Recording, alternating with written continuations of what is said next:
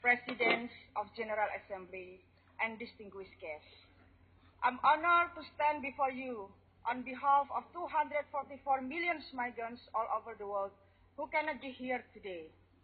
After years of being voiceless and invisible, we, the migrants, are finally welcome here to speak for ourselves. We are the people who have been denied the future, the rights, and the dream we used to imagine. When I was young, I dreamed of reaching a higher education and making contribution to my family and society. But the worsening crisis affected my family in Indonesia and millions of poor people.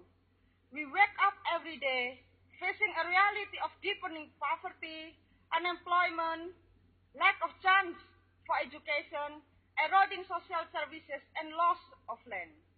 Like many others, I did not have choice but to work abroad as a migrant domestic worker, so that I can put food on our table, pay off the debt of our parents, bring my sibling to school. However, for majority of us, the promise of better future is a lie. We are trapped into debt bondage, trafficked, tricked into slavery, our basic rights denied, vulnerable to abuses, many disappeared and even died.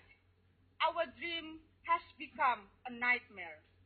A nightmare driven by a system that creates profit for those in migration business and allow companies to push down wages.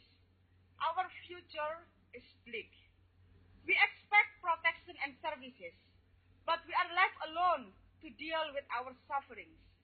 We are alone in a system that does not value the rights and dignity of migrants, does not recognize us as workers or people.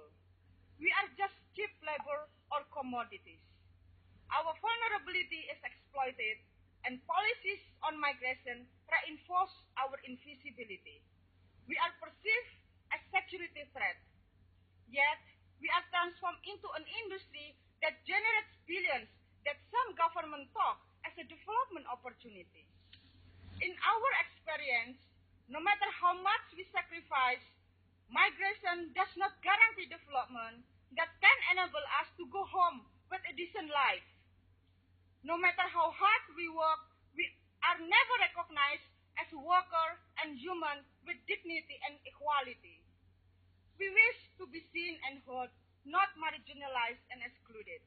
We deserve respect to our humanity. Migrants are collectively struggling and organizing to make our dream come true. We have a clear message.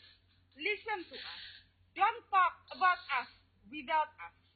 You want us to remit, but what we need is for you to commit to a justice, to a development that does not tear our families apart, to a future that relies on the strength of its own people and not to the continued export and exploitation of our labor. International conventions remain in a paper and not in action. In 2 years, you are set to forge a global compact for us. Let's make it real and actionable. Frame it as a right base and make sure its implementation will not create exploitation, displacement, forced migration, conflict, and poverty. Let's work for a world without vulnerability, insecurity, and invisibility. As people, as workers, as women, as migrants, we are ready to make this happen.